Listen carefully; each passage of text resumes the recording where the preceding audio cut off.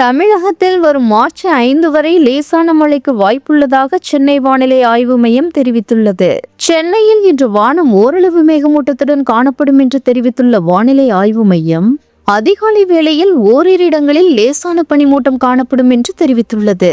தென்னிந்திய பகுதிகளின் மேல் வளிமண்டல கீழடுக்கு சுழற்சி நிலவுவதன் காரணமாக மேற்கு தொடர்ச்சி மலை மாவட்டங்களில் அடுத்த 6 நாட்களுக்கு லேசான மழை பெய்யும் என்று வானிலை ஆய்வு மையம் கணித்துள்ளது.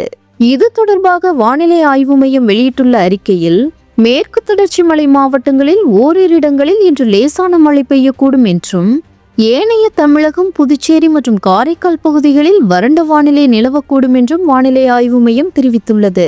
தமிழக கடலோர பகுதிகளில் ஓரிரு இடங்களில் அதிகாலை வேளையில் இன்று லேசான பனிமூட்டம் காணப்படும் என்றும், தமிழகம், புதுச்சேரி மற்றும் காரைக்கால் பகுதிகளில் அதிகபட்ச வெப்பநிலையில் குறிப்பிடத்தக்க மாற்றத்திற்கான வாய்ப்பு குறைவு, எனினும் சற்று உயரக்கூடும் என்றும் வானிலை ஆய்வு மையம் கணித்துள்ளது. அதேபோல் சென்னையில் இன்று வானம் ஓரளவு மேகமூட்டத்துடன் காணப்படும் என்று தெரிவித்துள்ள வானிலை ஆய்வு மையம், அதிகாலை வேளையில் ஓரிரு இடங்களில் லேசான பனிமூட்டம் காணப்படும் என்றும் தெரிவித்துள்ளது.